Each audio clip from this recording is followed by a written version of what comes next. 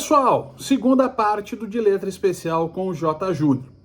O J, um dos grandes narradores da história da televisão brasileira, esteve presente naquela histórica equipe do Luciano do Vale, na Bandeirantes, o canal do esporte, fez parte da equipe do Sport TV nos últimos 20 e tantos anos, uma pessoa que de primeira veio aceitar o nosso convite para conversar. Então, o programa que foi exibido em dezembro de 2020, graças à possibilidade de entrevistas remotas, que tinha muita gente que trabalhava à época no JPCO, nem todos mais estão lá, mas todos ainda se conversam, todos ainda são amigos, e a gente tentou fazer com o Jota essa ideia, um papo entre pessoas que se gostam, e todos nós, quem não gosta, na verdade, do J. Júnior. Então acompanhe a segunda parte aí, mais um De Letra Especial.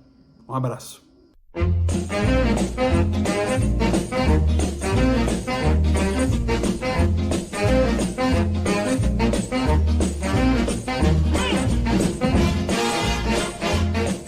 Alô, alô, galera! Começando mais um podcast de letra aqui no 12 Esportes, @12esportes. Vocês não estão vendo, obviamente, porque isso é um podcast, mas, Dudu, o que é essa luz que você está acendendo aí?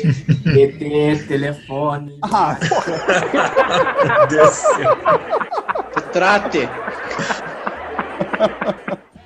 Ai. Vamos hoje para a parte 2 do papo do J. Júnior. Falamos muito... J. Júnior. É um extraterrestre na narração do jornalismo esportivo. Gente, que papo legal. A gente falou bastante de futebol paranaense nessa segunda parte. Mas aí, Bório, você como nosso representante mais velho, o que você achou desse papo? Cara, sensacional, né? Pô, a gente... muita gente só conhece o J. Júnior da narração agora, da televisão, mas ele contou cada história, cada gafe que ele teve, cada sucesso. Assista. Ouçam para vocês conferirem aí, porque tá sensacional, cara, a entrevista. Assistam que tá aí perdido. Ou vejam, né, essa coisa toda. Olha, Gustavo Marques deu uma humilhada na gente. Né? Já no programa da semana passada, ele falou, né? Eu trabalhei com o J. Júnior, né? O cara jogou na cara gostoso, né?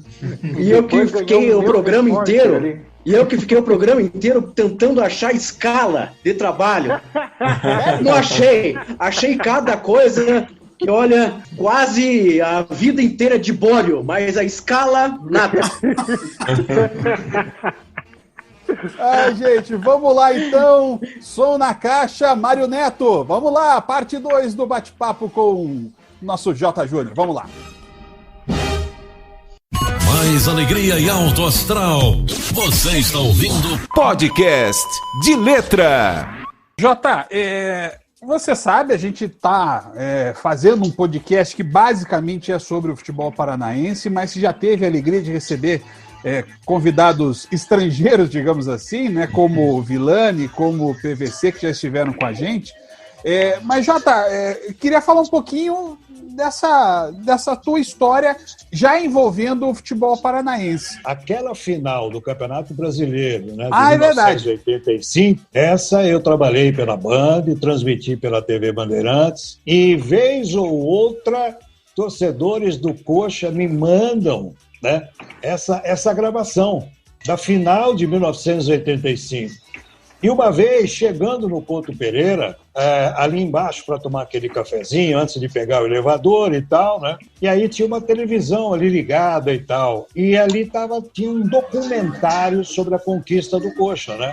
E, para minha alegria, para minha felicidade, nesse documentário estava a minha narração do Coritiba campeão brasileiro de 1985. Então vamos aproveitar e começar por aí, Jota. Você lembra bastidores, como é que foi chegar naquela final? Uma narração que você fez para o país inteiro.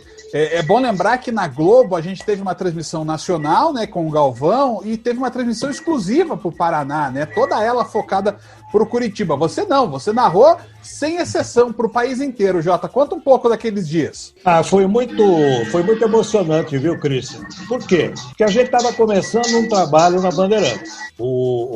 A partir de janeiro mesmo de 84 é que implantou-se oficialmente o Show do Esporte, com a presença do Luciano do Vale comandando a equipe, né? Até dezembro ele não podia. Então, a gente estava começando. A Bandeirantes estava abraçando os eventos. Ela estava preenchendo a sua grade com os eventos. Na época, inclusive, os direitos, né, desse ou daquele evento eram muito mais acessíveis, né? Era muito mais, eu diria, muito mais fácil você comprar os direitos de um determinado campeonato e tal.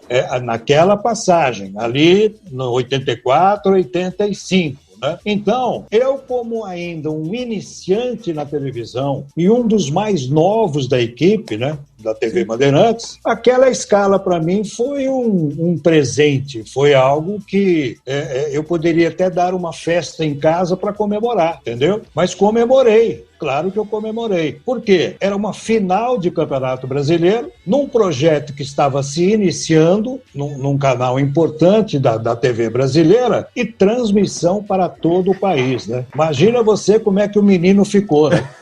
E aí, gente, alguma pergunta também? Vamos nesse sentido aí, Ricardo. Manda você. Jota, como é que você vê a questão do futebol paranaense, que a gente vive um efeito gangorra aqui, né? Porque o Atlético vinha crescente em 2018, 2019, ganhando títulos expressivos. Esperava-se que continuasse nesse nível esse ano, e de repente o Atlético chegou a rondar zona de rebaixamento. A gente há 15 anos não consegue colocar os 3 times da capital na Série A. Como é que você vê o futebol paranaense e a força do futebol daqui, você dando de fora? Eu estranho, né? Eu estranho porque, como você colocou, o futebol paranaense sempre foi muito forte. O futebol paranaense sempre teve o respeito nacional, né? E ainda com o que joga sempre contra, no caso do futebol paranaense, é a tensão exacerbada que se dá, né, a Rio, São Paulo, né? Aí vem o Rio Grande do Sul, depois Minas, aí que o pessoal fala, o Campeonato Paranaense, o futebol paranaense, o Atletiba e tal, né? Algo com que eu nunca concordei, principalmente com as TVs abertas, porque elas falam para um país, né? Elas não são, claro, hoje está diferente. Hoje os canais abertos têm a sua regionalização. Então, de repente, você abre uma janela num programa esportivo de um canal aberto para Minas, você abre para Curitiba, para o Paraná, você abre para o Rio Grande do Sul. Mas naquele tempo e naquela época, realmente o futebol paranaense era desprezado pelas grandes redes, pelas grandes emissoras. E eu, como sou do interior, eu sempre me preocupei também com os clubes aqui do interior de São Paulo, né? Eu também me preocupava muito, primeiro, com o futebol paranaense, com o futebol mineiro. Olha a história e a tradição que tem o futebol mineiro, a história e a tradição que tem o futebol paranaense, e muitas vezes deixado de lado para se priorizar o centro Rio-São Paulo. Eu sempre, até em reuniões e tal, às vezes eu colocava o meu dedinho lá, né, para cutucar esse lado, para dizer que, né, a TV Bandeirantes, a TV Globo, ou seja, a Record, o SBT, elas não falam só para São Paulo e Rio, elas estão falando para o país inteiro, né? Então, e eu me preocupo em relação à sua pergunta, exatamente com essa gangorra que você colocou. Eu não entendo, né, eu não compreendo essa gangorra, por exemplo, do futebol paranaense. Curitiba, por exemplo, que eu tenho acompanhado sempre, estou sempre lendo aí o capitão Hidalgo, o nosso Edemar Anuzek, eu estou sempre acompanhando. E o Curitiba, né, viver essa situação que ele está vivendo agora. O próprio Furacão, o próprio Atlético, né, espera-se sempre mais de Atlético e Curitiba, né, pela história, pela tradição. Então eu estou sempre preocupado, viu, porque eu acho que num todo, o futebol brasileiro precisa se fortalecer também em outras regiões, né? Jota, você falou um pouquinho... Fala, meu repórter. O meu narrador preferido. É outro nível. Outro nível. Muito obrigado. É outro nível de conversa. Obrigado.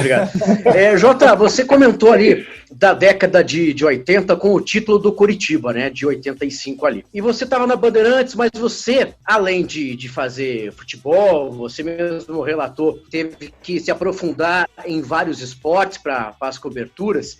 Você tinha a bagagem da Rádio Bandeirantes, ao fazer Fórmula 1 e na TV Bandeirantes, que também foi muito importante ao automobilismo, com a Fórmula Indy. E minha pergunta é o seguinte, quase chegando na década de 90, você recebeu, parece, um convite de sair da Band para ir para a TV Globo. E a missão não era nada mole, era de substituir Galvão Bueno na Fórmula 1, pelo menos em algumas corridas. E você não foi. Isso realmente aconteceu? Como que foi esses bastidores? Então, cara, isso foi em 1989. Eu fiquei com medo.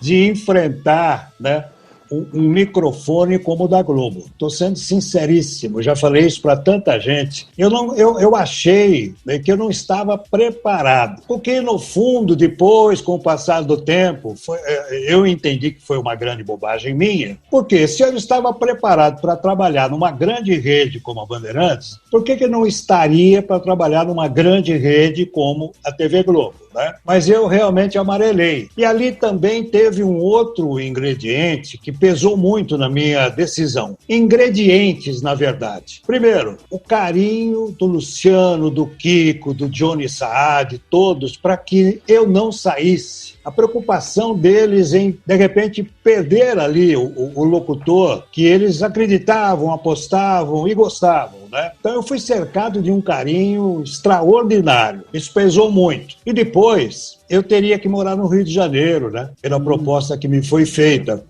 E aí, então, a coisa pegou, porque eu sou um capial aqui do interior de São Paulo, né?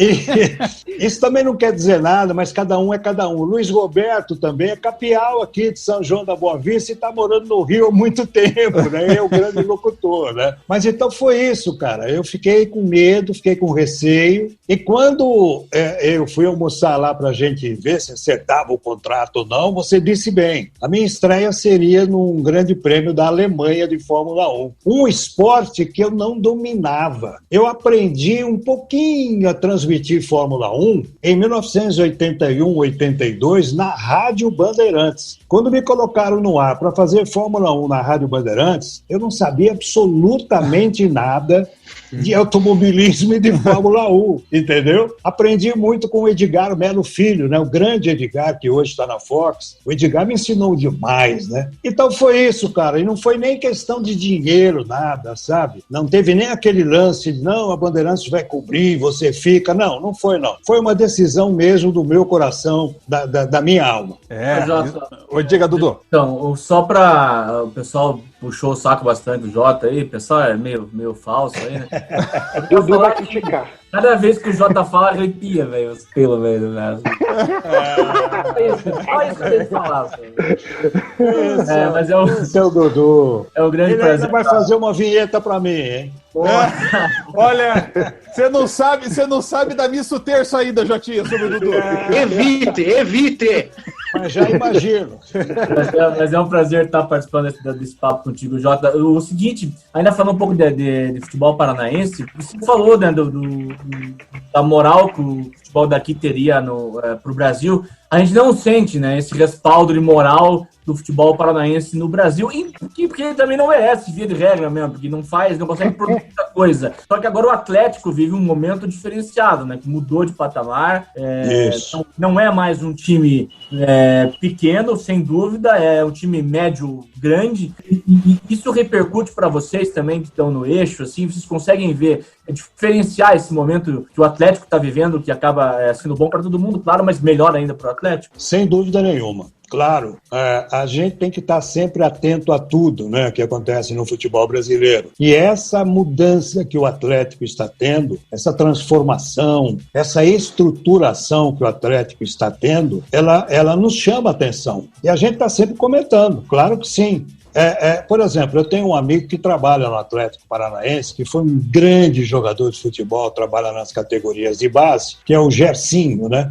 Gersinho jogou na Ponte Preta, jogou no Vasco, era um jogador extraordinário, aqui no União Barbarense, aqui do lado. E uma vez eu estava conversando acho que foi ano passado, viu? Estava conversando com o Gersinho, chegando ao estádio da Ponte, Moisés do Carelli, e ele até me contou sobre como estava o Atlético na sua estruturação, na sua categoria de base, em tudo, enfim. Até me lembro que ele foi no carro e me deu uma camisa do Thiago Heleno, que está guardadinha aqui com muito carinho. Enfim, a gente acompanha sim. E esse depoimento do Gersinho, meu amigo, então foi mais do que valioso. Por quê? Porque ele trabalha lá há muito tempo, né? E ele sabe o que está acontecendo. E ele é muito amigo, então ele não iria inventar absolutamente nada. Mas nem precisaria, né? Porque os resultados estão aí, né? Os resultados, os feitos do Atlético Paranaense estão aí para todo mundo ver, né? O Jota falou do Gersinho. O Gersinho, se eu não me engano, chegou no Atlético junto com o Vadão, nosso querido Oswaldo Alvarez. E olha, para mim, Jotinha, um dos maiores contadores de história de futebol que eu conheço. Sim, é verdade. Sim. O Gersinho é um negócio fora do comum, é um negócio impressionante. É verdade, é isso mesmo. Não, você senta para conversar com ele, você não quer levantar mais, não quer mais ir embora. Rogito. Jota, todo mundo que vai para esse mundo do jornalismo esportivo ama muito o esporte, principalmente futebol. E todo mundo sonhava, como quando garoto, em ser atleta, em ser jogador. Menos o Dudu, né? O Dudu queria ser jogador de sinuca, por isso que ele estava foi lá do chapéu. Eu fui um grande centroavante que preferiu o chocolate ao futebol. Mas você foi jogador, né, Jota? Conta aí pra nós, quando é que... Teve até uma história que você teve que decidir uma vez entre jogar ou narrar a partida do próprio time. Porra! Foi. É verdade, Góes, é verdade. Antes de sonhar em ser locutor, narrador, eu sonhava em ser jogador de futebol, né? Quantos garotos sonhavam e ainda sonham, né? Os atuais aí, em jogar futebol. E naquela época até, não era nem dinheiro, né? Porque na época, jogador de futebol ganhava muito pouco, era muito mal pago, né? Ali final dos anos 60, 70, né? Então, realmente, eu queria ser jogador de futebol. E batia a minha bolinha, né? Jogava aqui na várzea, no amadorismo aqui da cidade. Fui um jogador muito correto taticamente. Foi boa essa, não? Fui um jogador muito cumpridor. Eu era muito obediente ao treinador e tal. Aí, no time do Domenech ia ter lugar, então. Com o Jorginho, então? Com o Jorginho, então, o Jota era capitão.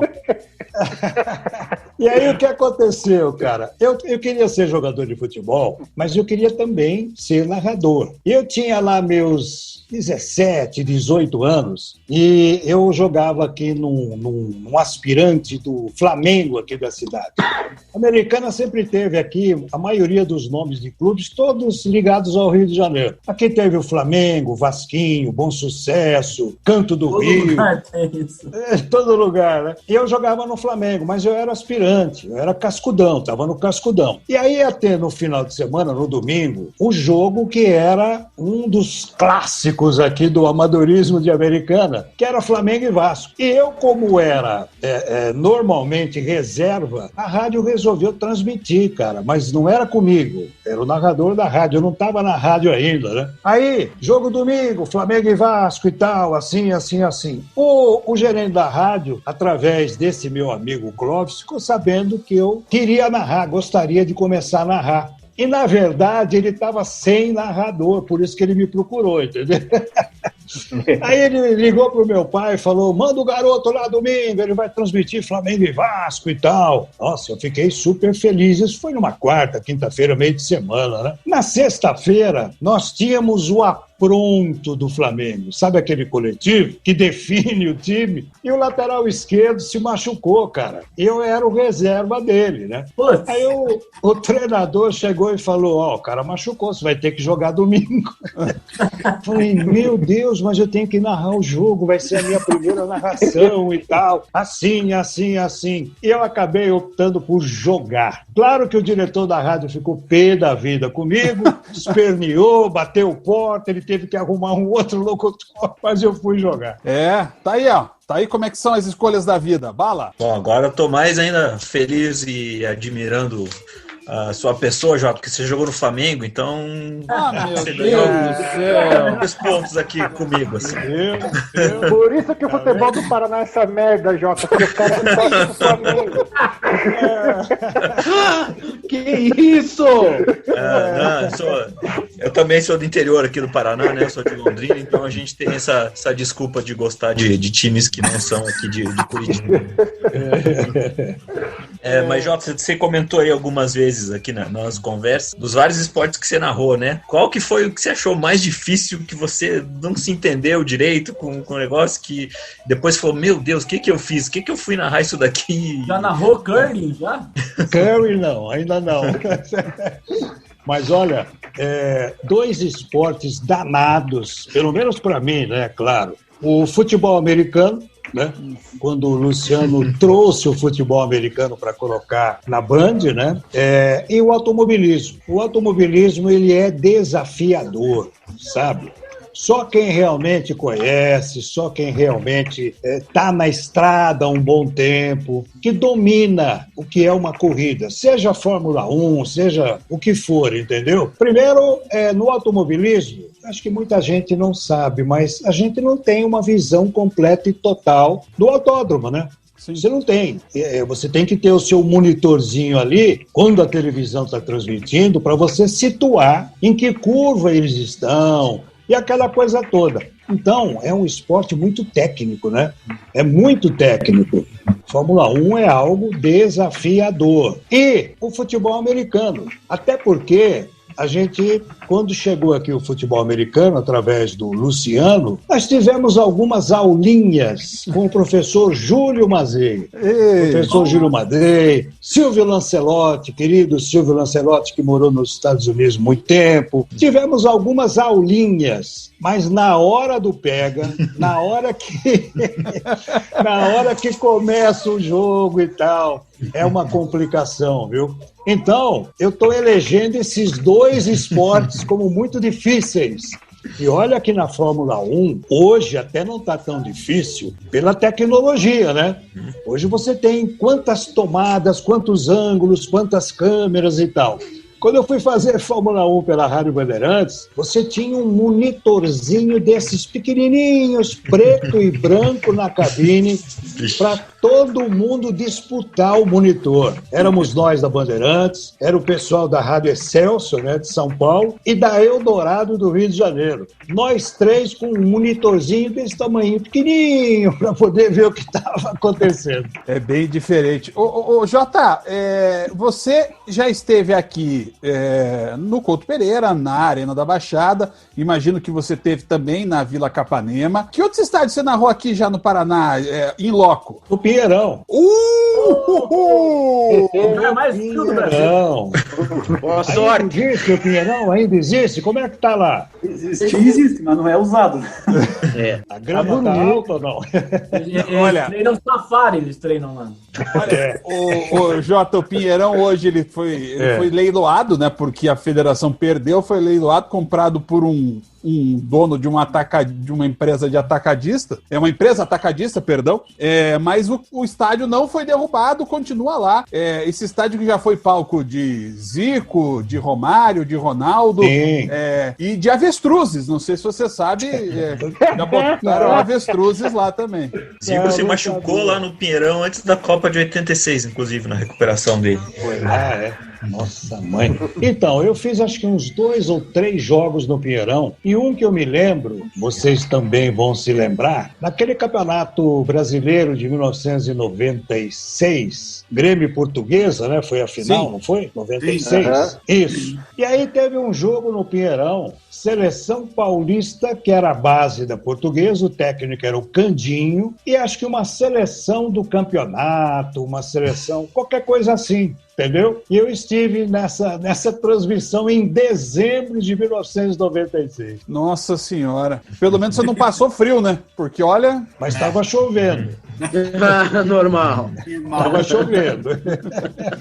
Bório. Jota, nesses 51 anos de carreira aí, relembra pra nós aí, qual foi a gafe que você cometeu ao vivo?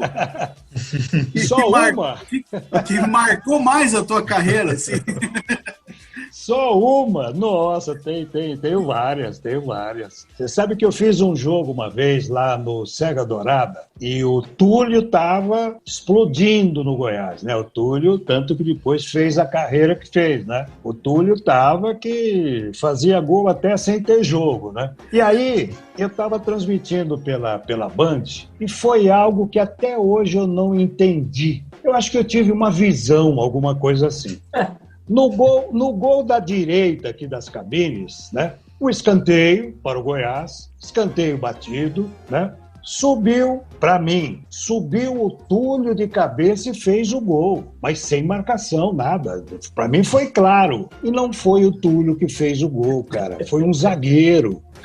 E aí ficou aquela coisa e tal. Eu falei, eu preciso ver esse lance de novo. O que aconteceu naquele jogo ainda, o Murphy, né? A lei de Murphy é terrível, né? Naquele dia, na cabine, nós só tínhamos um monitor de PGM, né? Da imagem em tempo real. A gente não tinha o monitor do satélite para ver o que estava acontecendo. E eu nem pude ver depois a grande gafe que eu cometi, só fui ver no dia seguinte e tal. Essa foi uma delas. Teve um jogo na Vila Capanema. Olha aí, ó. Aí, ó. Nós fomos transmitir um jogo na Vila Capanema, meio de semana, chovendo, né? E eu lembro que o repórter era o Carlos Lima, vocês se lembram dele? Lembro. Trabalhou muito tempo com a gente. Carlos Lima. Chovia muito em Curitiba. E a gente até achou que não ia ter jogo, né? E era não me lembro o ano, mas era um jogo Curitiba e... Não. Paraná, já era o Paraná, eu não me lembro bem. E aí o que aconteceu? Estávamos comendo alguma coisa no hotel para ir para o estádio, para transmitir o jogo à noite. E aí o nosso coordenador chegou e falou assim, você já tem o nome do juiz? Já tem o nome do juiz? Não temos ainda e tal. Tá aqui, saiu no jornal, tá aqui o nome. Obrigado. Pegamos o nome do árbitro, bandeirinha, o representante, aquela coisa toda, e fomos pro jogo. Começa o jogo, começa um dilúvio, aumenta o dilúvio em Curitiba. E aí tal, e o nosso repórter teve que se abrigar, né? E o papel do repórter, evidentemente, esfarelou, né? E tá bom, e vamos pro jogo. E começa o jogo, transmitimos o primeiro tempo, vai pro intervalo, né? E aí o Rio de Janeiro, que estava na nossa coordenação, né, entra e diz assim, o Jota, esse juiz que vocês estão falando aí, não é esse juiz, a família dele está ligando aqui para dizer que ele não está aí, não, ele está aqui em casa, ele chegou do trabalho agora há pouco e tal, assim. Quer dizer, tinham trocado o árbitro, né? E a gente, o repórter coitado lá embaixo, não tinha nem como saber quem era, porque molhou tudo, né? Molhou lá como é que chama? Lá na parede onde colocou. Foi um desastre, cara. Aí começa o segundo tempo, vamos pedir desculpas, não vamos fazer o quê? E aí acabamos, então, assinando o recibo, pedindo desculpas e tal para a família. E essa foi terrível, viu? Para que não tenha sido na tribuna do Paraná, que o repórter... Foi o que eu pensei agora. Um rapaz aí de cabelo branco. Diogão. Você sabe também que lá na Vila Capanema, o Miller, né, o grande Miller, jogador, quando comentava com a gente, teve um jogo que o Atlético foi mandar lá, né, quando acho que a Arena da Baixada estava sendo, né, reformada, reconstruída e tal. O Atlético jogou lá, ou foi o Curitiba, acho que foi o Atlético mesmo. E nós fomos fazer o jogo, né? E ali na nossa cabine na Vila Capanema, vocês sabem muito melhor do que eu, né? Quem fica ali na frente sabe de tudo, né? Sabendo de tudo e se comunica intimamente com você, né? E aí o Atlético não foi bem, não foi legal, não lembro se empatou, se perdeu, se o juiz prejudicou, não lembro bem qual foi o lance. E acabou o jogo, o juiz foi o alvo da torcida do Atlético, até ele baixar o túnel. Depois do juiz fomos nós, entendeu? E tá, vocês paulistas, não sei o que e tal. E eu tava de costas, assim, pra gente fazer aquela entrada de vídeo, né? E o Miller não se conformava com aqueles torcedores ali. O Miller rebatia, respondia, eu vou aí, eu quero pegar você, sabe aquela coisa? O difícil não foi ouvir nada do torcedor, porque isso a gente está acostumado. O difícil foi segurar o Miller, cara, que ele queria pular a muretinha para enfrentar os torcedores do Furacão. Ai. Diga lá, Diogo. Vamos lá, para fechar aqui da minha parte daí, Jota. Nesses 51 anos aí de carreira, você já deve ter acompanhado bastante jogo aqui do nosso futebol também, cara. E já deve ter visto cada tiriça daqui que Deus o livre, né, cara? Não, mas, cara, eu queria que você apontasse aí 1 ou 2 nomes, sei lá, dos melhores jogadores, cara, que você já viu aqui no futebol paranaense, cara. Eu vou cometer injustiça agora, porque eu vou esquecer de muitos, né? Eu vou esquecer. Vamos começar, vamos lá. O Alex está nessa lista. O Ricardinho está nessa lista. Não começou aí o Ricardinho, mas eu conheci o Ricardinho jogando aí, né? O próprio Alex também, claro, né? Nossa, grandes jogadores, cara, grandes jogadores. Agora, mais recentemente, um cara que eu admiro até hoje e que eu julgo muito injustiçado em relação à seleção brasileira, o goleiro Vanderlei, né? Sim. Uma das grandes injustiças que se comete com ele, com o próprio goleiro do Cruzeiro, o Fábio, que está quase encerrando a carreira, né? Mas eu já vi aí em Curitiba grandes jogadores, cara, grandes. Aquele quarto zagueiro do Curitiba, que foi campeão em 85, como é que é o nome dele? Heraldo. Esse zagueiro Heraldo sempre me chamava a atenção pela colocação, pela técnica, né? E veja você que eu não estou colocando aqui artilheiros, né? Porque artilheiro é fácil você eleger, né? O cara, você lembra do artilheiro, você fala. Não, eu estou falando exatamente de jogadores que eu reputo e reputei sempre como jogadores de alto nível técnico, né? Esse Heraldo sempre me impressionou positivamente. O goleiro Jairo, né? Grande Jairo, que depois jogou no Corinthians também. Nossa, olha, se você me der meia hora, eu apresento aqui uma relação bem grande, viu? O Dudu pediu uma última palavra antes da gente encerrar. Eu espero que não seja sobre o fato do Roger estar gravando de cabeça para baixo.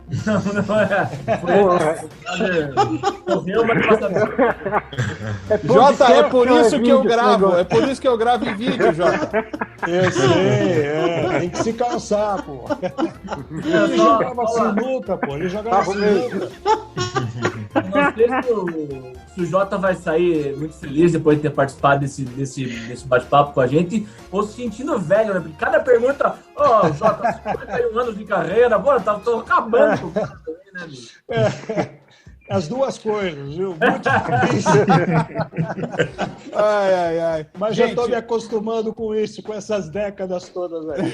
Olha, gente, eu só posso dizer que a gente está super feliz. Eu dificilmente vejo todo mundo vibrando de alegria. A gente grava, às vezes tem assuntos mais difíceis. A gente, semana passada, teve que gravar por conta desse surto de Covid, falar sobre esse problema. A gente fala, às vezes, sobre temas um pouco mais pesados, mas eu vejo todo mundo com um sorriso no rosto e com uma alegria de poder estar aqui. O Jota lotou a casa, e isso eu acho já uma marca da importância que ele tem para todos nós. E aqui, como sempre eu faço essa indiscrição, o Jota participou do bate-papo com o Thiago Mastroianni, lá da TV Bahia, e quando ele postou o vídeo, eu assisti um pedacinho curto, porque é esse horário de trabalho, essa loucurada toda nossa, mas na hora eu falei, eu vou convidar o Jota, eu vou tentar convidar. E o Jota respondeu na hora. Gente, eu não tô falando de mensagem, de aplicativo de mensagem direto mesmo, Telegram, Instagram, WhatsApp. Eu mandei no Instagram do Jota, que foi o contato mais rápido que eu tive com o Jota para fazer. Ele na hora respondeu e ele topou gravar com a gente. Jota, muito obrigado.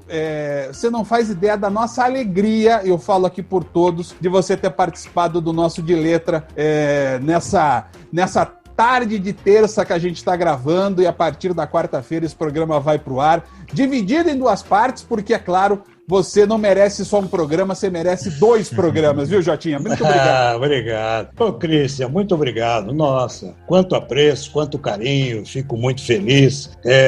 Admiro muito o seu trabalho profissional, viu, Cristian? Acho que eu já até te falei isso. Esses profissionais todos aí com você, que eu já vi que são tops, né, de alto nível. Agradeço a todos aí, entendeu? O carinho, pelas perguntas, pelas homenagens. Vocês me homenagearam, pô. E eu fico até sem graça aqui. Muito obrigado, grande abraço a todos e fico sempre à disposição de vocês, de coração. Palmas para J. Júnior, senhoras e senhores! Muito obrigado, muito obrigado. Esse programa já teve... Olha a vinheta aí, olha aí, ó. Esse programa já teve vários convidados foda, mas hoje foi mais que foda, hein, galera?